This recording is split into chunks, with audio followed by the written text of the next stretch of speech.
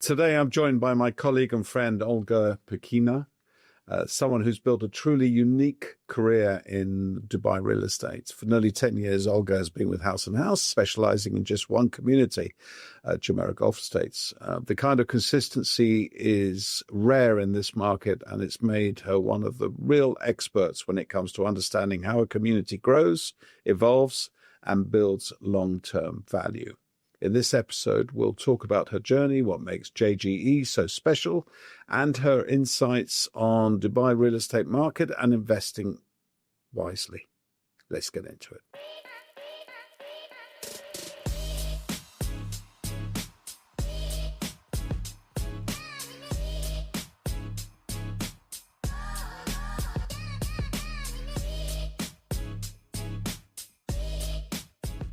Hi. Hi, Olga Pikina. How do we know each other? We were colleagues sitting next to each other. When was that? Maybe around 7 years ago. Was it 7 years ago? 6, Yes. 7 minimum. And where were we working together? Do you remember? Do you remember the office number?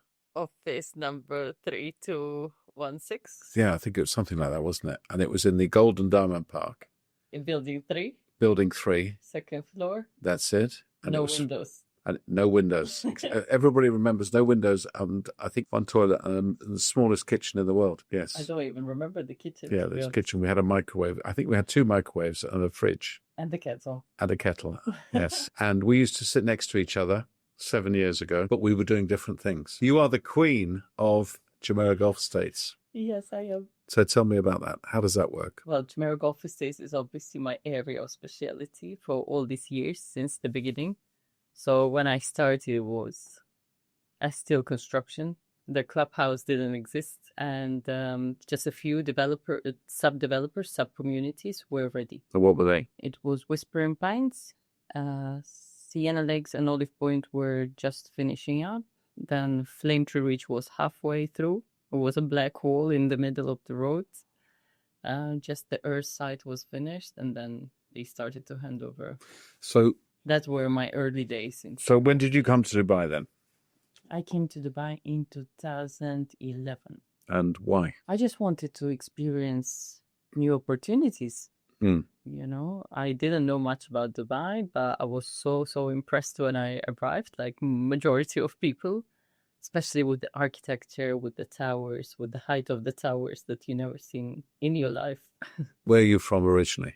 I'm from Ukraine. Okay, so you came here in 2011. Yeah. That was 14 years. November 2011. Okay, so almost exactly 14 years ago, you left your home in Ukraine and you came to Dubai. And what was it? Did your friends come here? How did you know about Nobody Dubai? came here. I traveled quite a bit when I was in the university. I was studying languages. I have a master's degree in translation. So while you study languages, you study also cultures. You know, you need to understand the way people think. It's not only a dictionary word to word, you know, it's a different structure of the sentence. It's a different mindset, really. So I was really interested about that. And while I was studying, I didn't really thought that this is something that I would love to proceed as my career, as to being translator. But I had that skill of knowing English. So I was like, where else I'm going to go? I've been to US, I've been to Europe. And then the opportunity came across to work in Dubai. I was like, okay, where is it? Let's open the map. Did you come here and work in real estate immediately, or did you do something else? I started from hospitality. So it was a contract to work in one of the hotels of the biggest chain in Dubai, which I took this opportunity. My parents were completely against it, obviously, because I was very young and completely different looking girl, you know, like being blonde. You came here and you had a job already? I had already a job, and there was a person from my job meeting me in the airport. They provided everything, the contract, the accommodation, transportation. So we lived like in a hotel accommodation, but soon after I understood that hospitality is not really my thing. I tried a different restaurant to work for separately from the hotel as a food chain restaurant, like one of the biggest steakhouses, quite famous in downtown. But it wasn't my thing, to be honest. And then I just took some time to think of like what I'm actually excited about. So how did you end up at House and House? I started with a couple of small companies in real estate. I understood that this was something that I'm really enjoying, like studying the area, studying in general as real estate. And unfortunately, didn't go through a really good experience with the previous companies. But then I came across House and House. They were the early days, like they were 2 years as operating. So we were 17 agents and we were sitting all in one room. So Where was that? in Golden Diamond Park. Okay, that's where you started. You started there, yeah. Which is where I met you. Yeah, but in the first office. Okay, which is even smaller than the one we were. That was smaller, yeah, but Right. with the windows. Right. Oh, that okay. So you moved into a larger office, and then I turned up and sat next to you. Next to you. And we used to make coffee together, I remember. Yes. Yes. And I never really talked to you about business much. We didn't really talk really because we were too busy, I think, probably. But so, and you did you choose Jumeirah Golf Estates or did someone choose it for you? In House and House, I came already as a specialist in Jumeirah Golf Estates because, as I mentioned before, I was already working with I started to do Jumeirah Golf Estates previously with other companies. Were you setting them off plan or was you only finished? They were just finished. Really. Right. Yeah. So it was a kind of mixed business at that time. You could do rental and sale. And as a woman in the real estate business and in Jumeirah Golf Estates, do you think you have advantages or disadvantages in doing this business? Sometimes you can tell that there are advantages, but I would still think that it's a man's world as a real estate in general. And sometimes it's difficult to fit in as a woman, especially as a foreigner, especially someone whose English is not a native language, let's say this way. Is that because you were at House and House or generally you think in other businesses, in the whole industry? I think it's in the whole industry. It depends whom you're dealing with. Let's say Jumeirah Golf Estates is mostly filled by British expats. Let's say 70%, at least at the time I started. You mean the owners of Jumeirah Golf Estates? The owners, all the tenants. I started with the rentals because at that time Jumeirah Golf Estates was delayed for 7 years. Okay. With their handover. Obviously, they launched in 2007 and we all know what happened throughout the time. Sure. So they had experienced a big loss and the delay with the contractor. So that's why a lot of people who invested since that time, they were not selling as much. Majority of people wanted to rent it out to actually receive some return on their investment. So yeah, it was a lot of expats coming, like corporate expats, who were renting those properties. So you were renting properties, and what sort of numbers were you doing, do you think? The number of rentals, not how much money you were earning, but how many rentals were you managing to do? Because there's not, how many properties are there in Jumeirah Golf Estates or villas in Jumeirah Golf Estates? At that time, it was around 1,000. Now we are over 1,400. Well, in total, but they were not all ready. It was gradually that sub-communities, sub-developers were completing their projects. And so what sort of level of business were you doing in numbers? I believe I had quite a big share of the business at that time. I can't remember now. It's been 10 years ago. Maybe 2, 3 rentals, 4. A month? Yeah. Oh, wow. Yeah. That's a lot, isn't it? Yeah, it was definitely. And how did you get those rent? How do you get the houses? How do you find those houses to rent? I started as everyone by cold calling, knocking on the door, putting the leaflets on the doors. This is how you get to know your people. It wasn't an easy job at that time because there was no database really. So it was mostly by making connections and building relationship with those sub-developers. Oh, so you started with the developers, first of all, rather than the Jumeirah owners? Golf Estates is a master developer. Yes. They have built only 3 streets or sub-communities. And the rest were built by independent sub-developers whom you had to go get to know. And obviously they were providing all the rest of the information, because in each street there is a different style, different layout, quality of construction.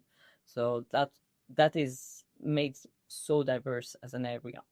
Did you find developers wanted to help you, or were they, some of them, quite difficult? Majority at that time, they wanted to actually get their property occupied or either rented or be sold or resold. They have sold it initially, but obviously people wanted whoever was moving in, maybe renting it out. I would say probably 2 or 3 developers were very cooperative. However, the others were not as much due to their all internal processes, maybe. And again, in terms of their handover and the issues that they were facing. After the 2008, obviously a lot of people struggled with a lot of business, especially on that scale. Yes, it was one of the probably the worst hit areas, wasn't it? Yes. You think about it. I mean, I remember there was one community there. We won't go into it. I even know people who had mortgages out on this property and nothing was built. Probably nothing was built for maybe 10 years. Yes? Yeah. Some of them. Yeah, some Tough. of them paid extortionate amount of money, especially if it was a mortgage. Yes. So they didn't have any profit at all. Yes. Yeah, I've seen different situations. But now, so if we go back to that time, you were doing rentals. Yeah. And at what point did you decide, I'm going to do sales now? Was that when you got to House and House, or? It was already in House and House. As a structure of the company, I had to start with the rentals. Okay. And that did well for me because that was the right timing for the rentals market as well. And since I was doing well and progressing and just being one of the top agents at that time as well, so as a part of the development and growth of the company, they want their people to grow as well. So they obviously motivated me to go to sales. A lot of people ask me, I don't know if they ask you as well, is how to get started in real estate in Dubai. What would you advise a newbie coming into the country, even if they had real estate experience in their own country? What would you say to them? I would say you need to be consistent, honest, learn your area better than whatever is in Google, and build that trust with people. And do you recommend rental to start in rentals, like House and House too? I think it would be the best strategy. I mean, it worked for me, for sure, but it all depends individually on your background and everything. But rentals is not maybe as much of the earnings, but it teaches you the basics. What do you mean by that? Teaches you the basics? It teaches you the basics of the job itself, of the calls and the follow-ups, and you have to know the process from A to Z. You cannot just jump into sales without knowing what's the rental return, how the process goes, what if you're going to be selling the property which is rented with the tenants inside. So there is a lot of angles that will expand your knowledge. And this is what you need to share with people. So you're renting 3 or 4 properties a month, and then you're transitioning into sales. And how long did it take you to do your first sale? Do you remember? Do you remember what your first sale was? No, actually, I do.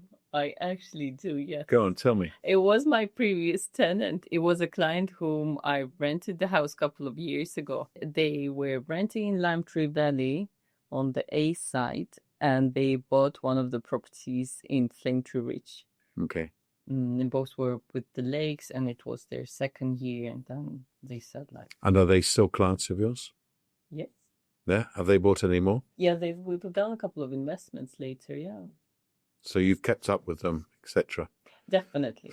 And I would imagine because it's a fairly small market, I say 1,400, it's a lot of houses, but they're probably what's the minimum cost to get into Jumeirah Golf Estates in a villa now? Or even a townhouse. We're talking about now. So yeah, obviously they are it's very diverse community. So let's say for Whispering Pines, we are looking now for probably about 10 to 14 million, depending on the location, on the layout. position in the community and the view.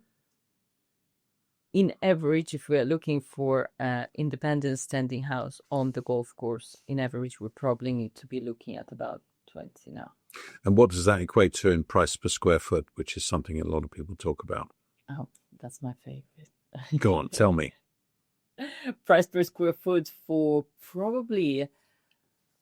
upgraded units. So this is the trend that started to be very popular. Upgraded units would be about 3,500 per square foot. We started from like 2,000, under 2,000. Obviously, we've seen all sort of prices, me and you, throughout the years in Dubai in different communities. But when we could have got, even last year, the property for about maybe 2,200 per square foot, now that would be closer to 3 for a standard unit. If it's upgraded, it goes in average from 3.5 to up to 5,000-6,000, and sky is the limit in this area.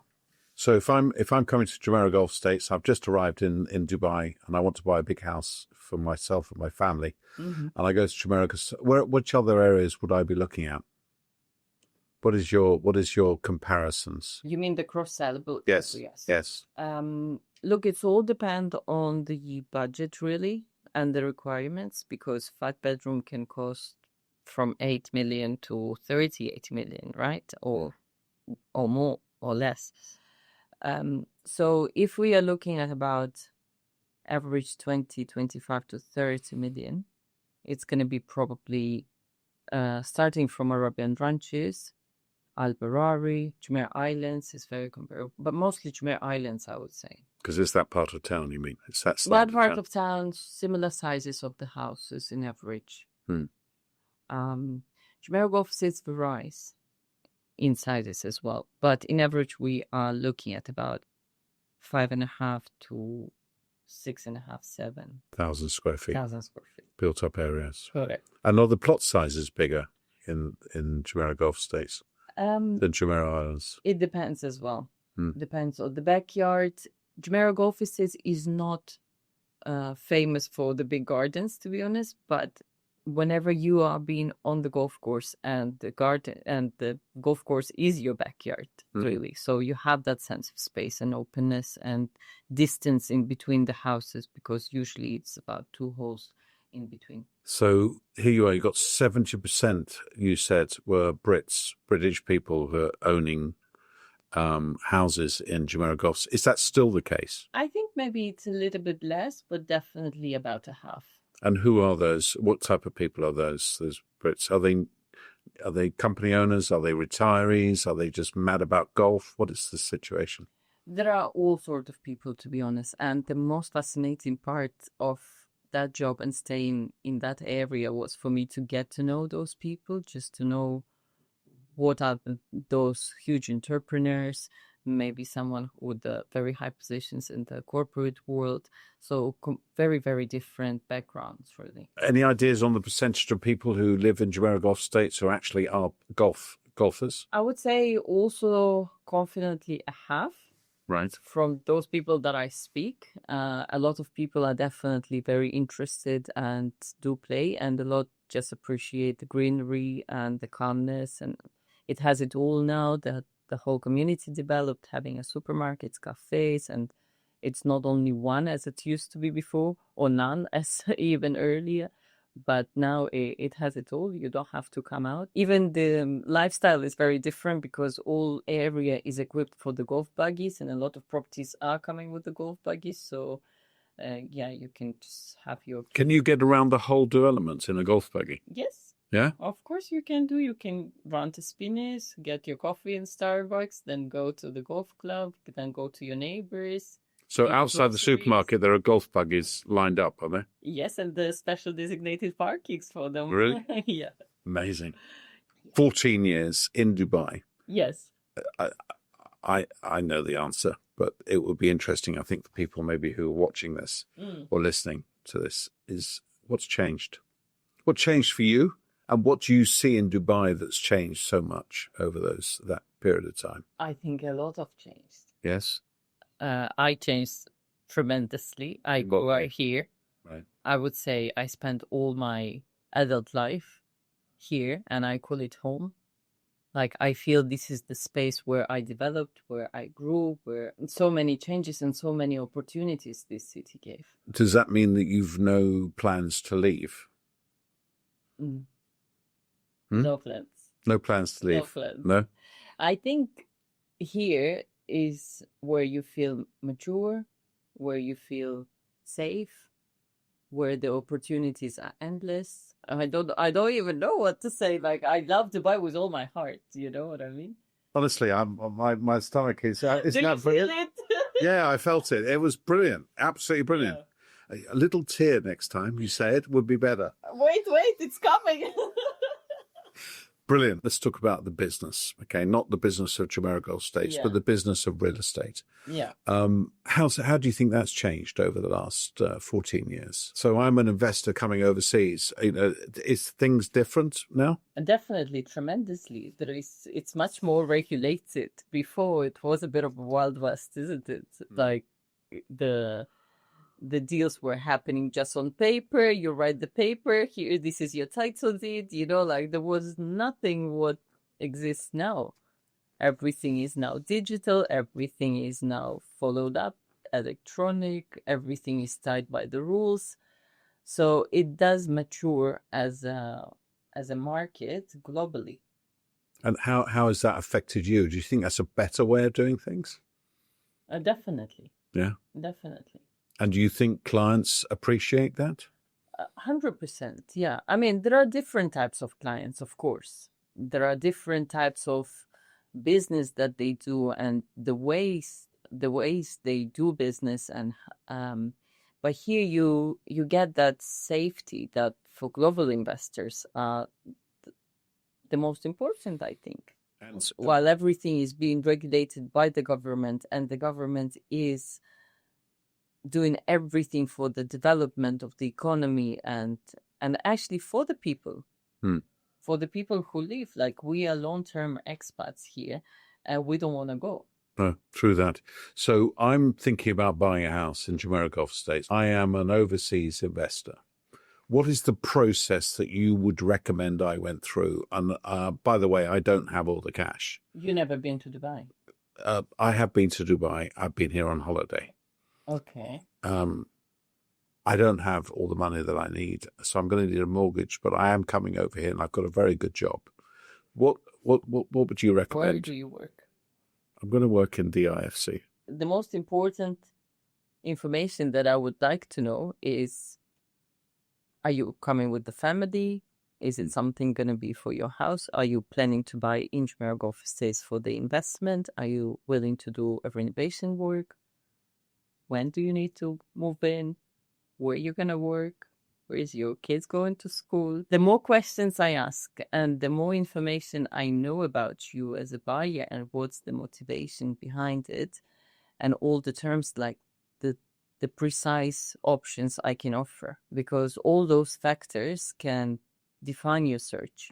It can't be only just that house or any house, because the availability is short in Jumeirah Golf Estates. The demand is keeping growing. So that's why we need to qualify the buyer as much as possible to find up the right property. People are coming over.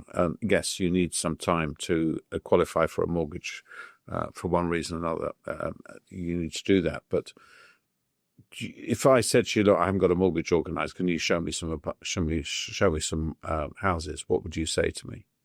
Would you be doing that? Would you? Because my understanding is to get to be able to make an offer on as a mortgage, you need a mortgage approved. You need some kind of mortgage approval. Do you qualify them to that extent, or are you much more about building relationships, getting them to trust you? Like, we definitely need to qualify people. I do value my time. I do value their time. We need to understand what are they looking for, and at what financial position they are at that very moment. Right. So, of course, I can send them the options. We can have a meetup and understand more in details their property search requirements, maybe show them a couple of examples of that current market availability. But I also want to let them know that by the time they're going to be in the position to actually make a choice and an offer, the availability of the property would be completely different. So I'm happy to get them educated a little bit about Jumeirah Golf Estates and maybe show a couple of examples. So what does it take, in your opinion, to really succeed as a real estate agent in Dubai today? I think it's an honesty, transparency. Even sometimes it costs you your commission, but this is how you build your reputation. I think my personal experience in this job and building in my career was building the reputation rather than just chasing deals and cutting throats. And it is a ruthless field, really, but it is also very, very exciting. A lot of new agents come into the market and they just think about how much money they're going to make. And I'm of the opinion that if you do the job correctly, then the money will follow. Yeah. But you have to be patient and you have to be very good at what you're doing. Exactly. And you have to take it very seriously and you have to take clients very seriously. You have to understand exactly what their needs are. And it sounds like that's exactly what you do. And what are some of the key habits and sort of mindsets that have helped you stay consistent over these years? Well, I think everything is in balance. You definitely put a lot into studying and knowledge of your property, of your area, the properties around, having that personal touch to people, understanding them, like not push them as much and give them that freedom of decision. Sometimes people are ready to decide in a day. Some people take a couple of months. Some people take a year, but I give them that choice of like, okay, you don't want to make a business with me, it's fine. But I know that even when I spend and I invest into clients' search and we didn't end up concluding any deal, they are still calling me or recommending me to their friends. Brilliant. And this is something I see as very valuable in my career. Maybe it wasn't as much profitable as it could be in any other agents, with any other agents really, but yeah, this is who I am as a person. I agree totally. I think that's probably, I don't know if it's the way of House and House. I just think that if you are a long timer in House and House, that's what you learn is the best approach with clients. Would you not say? 100%. Yeah, I think House and House do invest in that culture as well. This is what they radiate to their agents as well. Like how to having maybe sometimes difficult conversations, but telling people what is the situation, updating them, following up, staying in touch, building those relationships rather than just making a deal and at whatever cost. So if you walked around, if you ever do walk around Jumeirah Golf Estates, would you know most of the people there? Oh yeah, a lot. Yeah, definitely, especially on the viewings when you're showing and then the neighbors are coming in and waving to you. Yeah, it's definitely something that you can't stage, right? no. So you find there's a lot of loyalty with owners and buyers, or not? Yeah, of course there is, but at the same time, again, it's all very personal. I'm not $100 bill to be liked by everyone, right? So, but at the same time, I know that people, like, I'm happy to look in their eyes and to say hi and follow up, and even if we didn't do any business. Jumeirah Golf Estates is your prime concern. But I know from conversations I've had with you, but you're looking at other areas of Dubai because your owners are asking you about other property options. Yes? Yes. And I come to you for advice. Yeah. Well, I'm one of the people you come to. How do you think about the rest of Dubai and the property scene outside of your Jumeirah Golf Estates bubble? Yeah. What else is going on in the business? Well, definitely a lot more people are making their second, third investments, and a lot more international buyers coming in as well. But people who are my long-term clients, yes, they do expand their interest into investing in any other compatible communities or communities that are going to give the potential growth and capital appreciation. So in general terms, when you look at a community like Jumeirah Golf Estates, how many houses out of those 1,400 houses do you think are sold each year? I think it's about 10%. Right. 10% turnover throughout, like, annually. Yeah. That's probably the same as most villa communities, Most I would of the say. communities. Plus, sometimes I think it created a lot of interest at the moment. So there is new communities coming up. They are being handed over or still under construction. So this increases the turnaround of the sales, just to answer your question. But yeah, approximately on the resale, that would be around 10%. So I know that there is an Jumeirah Golf Estates 2. Is that what they're calling it? The new chapter. The new chapter. Tell me what you know about that, because I assume I know nothing about it. Yeah. What's that all about? It's going to be an amazing community. There will be another golf course of the 18 holes, and there will be an equestrian center, the biggest tennis academy, where they will host all the championships, and the academy will be there. So there will be a central park concept and the business hub. Also a hospital, 5-star hotel, which is Mandarin Oriental being confirmed, and a lot more new residential sub-communities. I think this project is going to be actually about 10 years in the making to complete the full project. So now they just launched 2 phases of Pinewood Homes, which is townhouses, 3 and 4 bedrooms, and the Ashwood Estates, 4, 5, and 6 bedrooms. What sort of price point were they sold at? The townhouses were at really attractive prices. They are about 1,700 per square foot in average, and they were really good sizes in terms of the build-up area. They are about 6.5 to 8 million, depending on the size of location. So they would be coming like with a nice modern style, with the skylight, internal skylight and the lifts. And the villas are about 4 bedrooms were starting at about 12 million, and 5 bedrooms is about 22 million, and 6 bedrooms were about 30. And has that affected the prices in phase 1 at all? I didn't feel it, to be honest, because the wholesales happened fairly quickly. So Ashwood Estates are now sold out.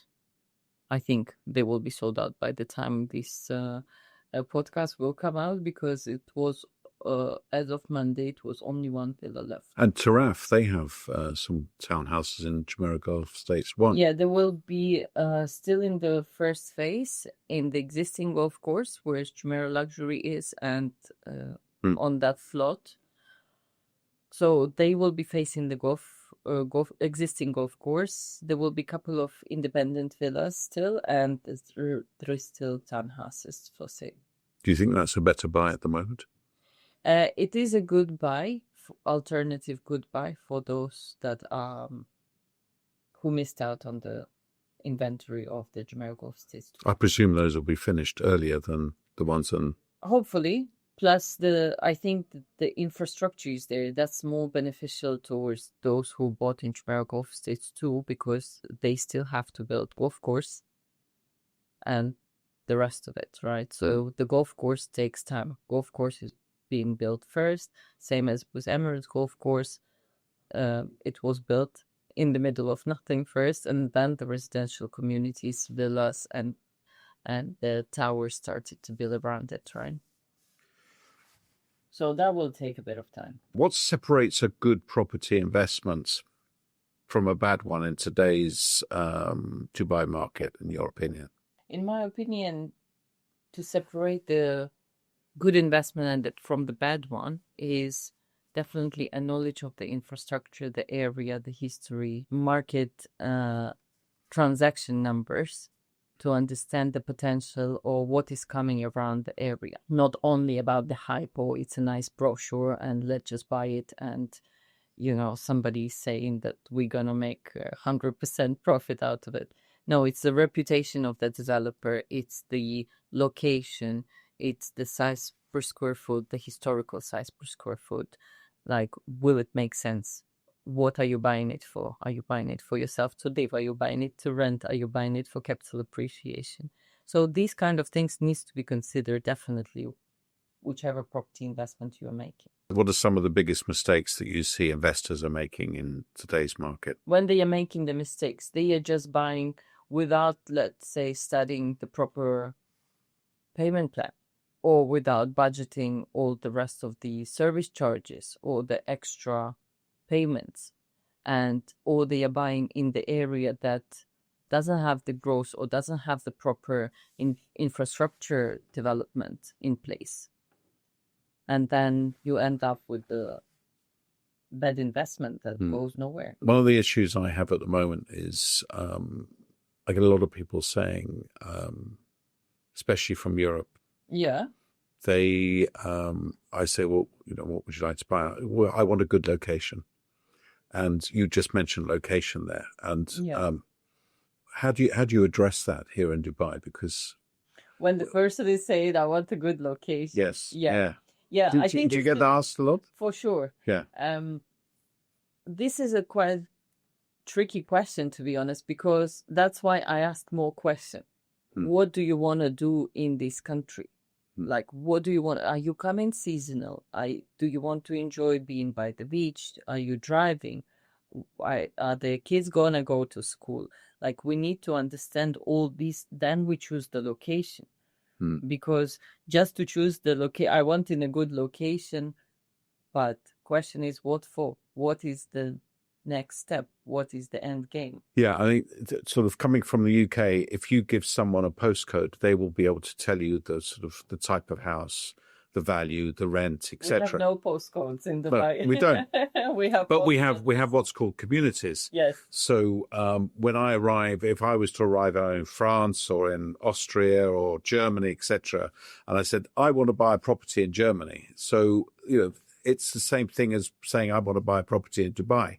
It's very difficult question for us to answer. Yeah. Simply because we have to really understand. Yeah. Well, obviously budget is a constraint. Yeah.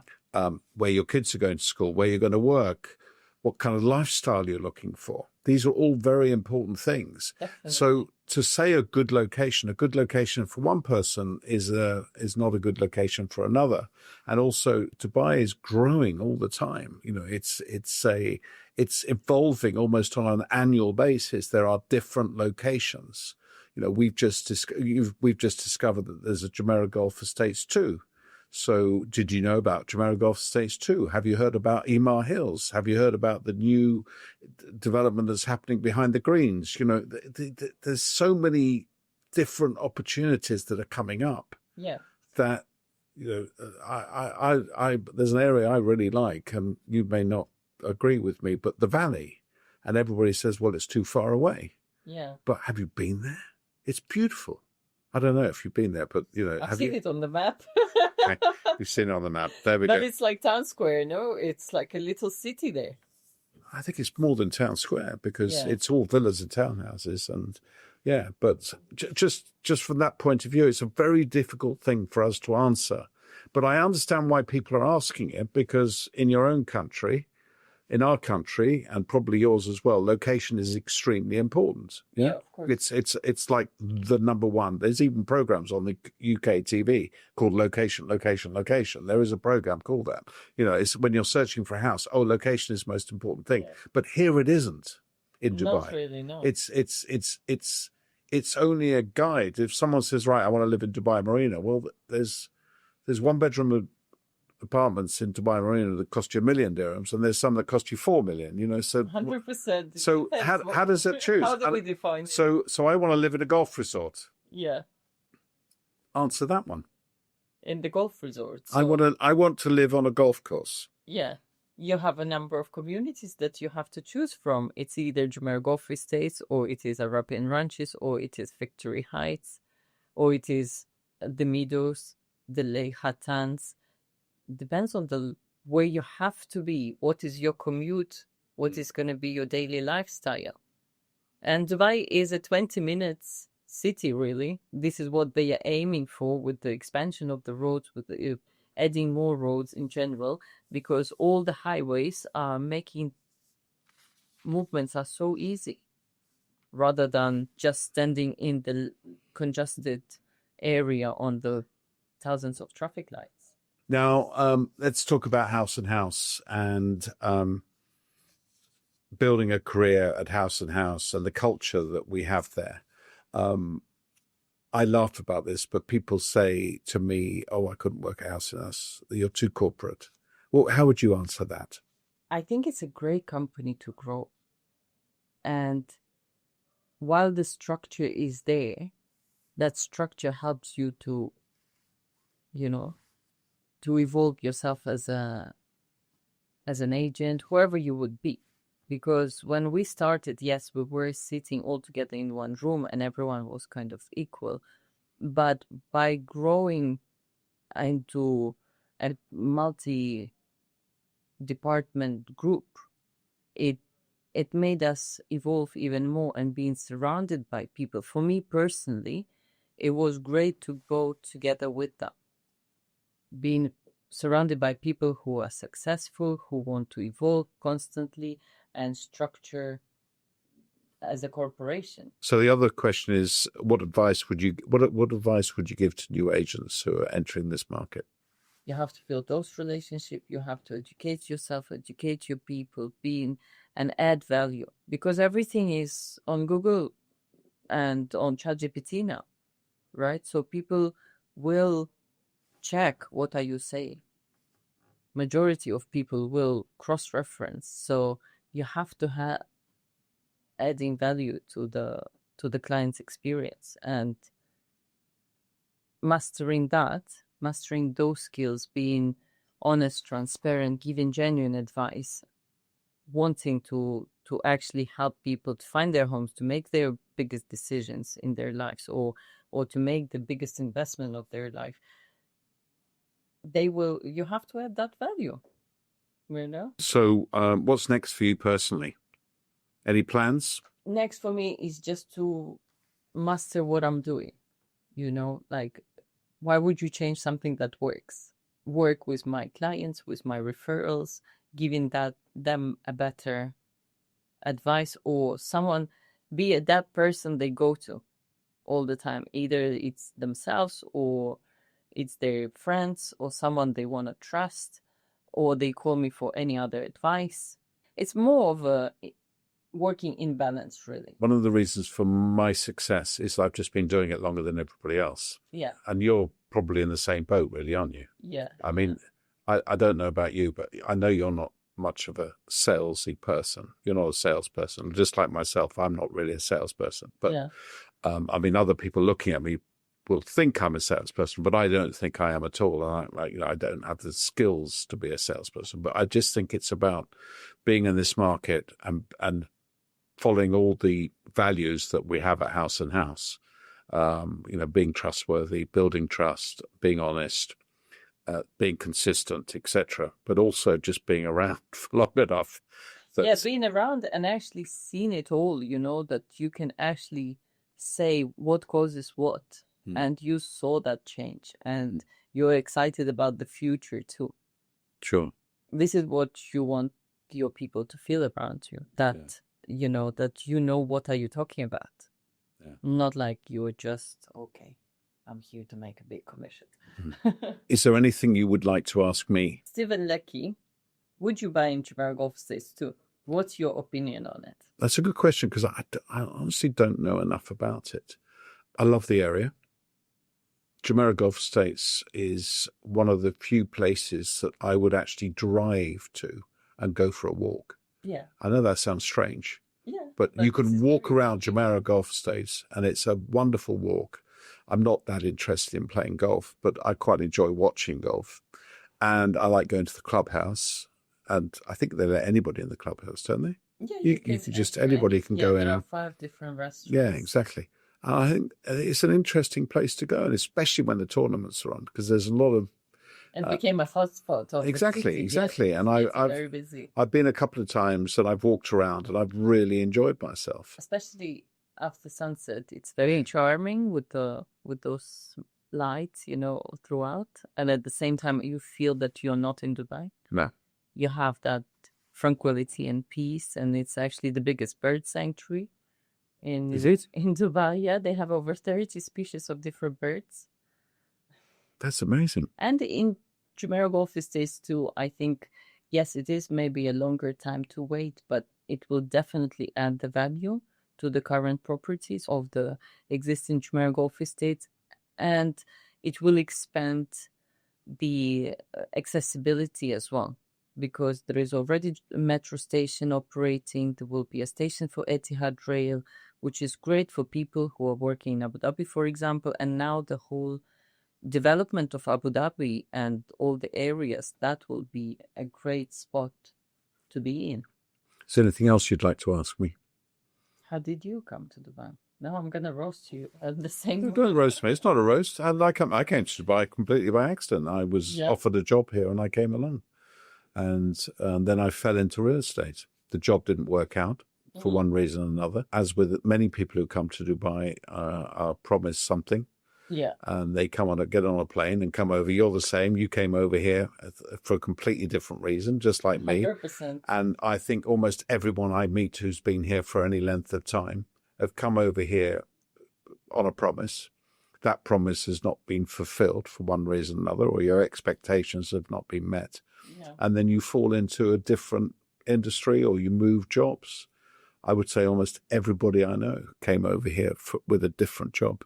I think everyone has their own personal reasons to come and take that risk to go to the city that you don't know, or maybe you haven't been even before. Some people were on holiday and they see like, oh my God, it's such a lifestyle here and all the time sunshine. I would love to live here. But it wasn't my case. I never been here.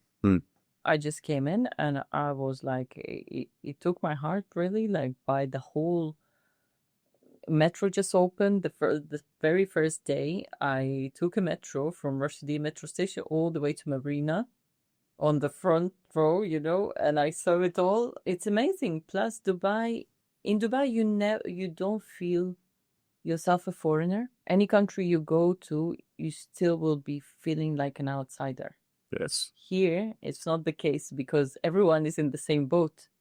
And everyone is all about like helping each other and trying to understand each other, like speaking English, not speaking English, trying to connect the dots and to actually make sense for whatever other person is saying. You remember there was a year of tolerance in Dubai, and I love how the government operates in general. There is a unity of all those people, and they do treat those expats as their own people, which of course probably Emiratis have more benefits, but you still feel more accepted and more welcomed than you ever feel in any other country. I feel part of the journey journey of progression that this country is doing. Yeah. And I know that when I first arrived here in 2003, I think they were still trying to find their feet. They had all these big ideas, but they were sort of trying things out. We're a lot of different people that were pulling the strings of different ways. And I know that a lot of people had maybe negative experience,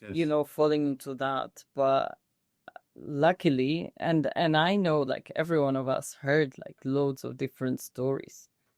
But now that you see that maturity of the city, of the country itself. I'm really going to put you on the spot here now. Yes. Are you ready? Yes. So you're a lady. Yeah. You're in Dubai. And you're single. Yeah. And what's happened since you've been here? You found love? I found love. Yes? Definitely. And did you have any other female friends that are here in Dubai? Have they had similar experiences to you? Yes, definitely. Right. Definitely. A lot of my close friends found their loves, got married, got children, built families. And I know that at the beginning they were saying like it's a hopeless place, it's a transit place, people are just coming and going. But I think it's all coming from you, what you radiate, and you definitely attract people with the similar energy. Yes, it's definitely a very transactional city on the bigger scale.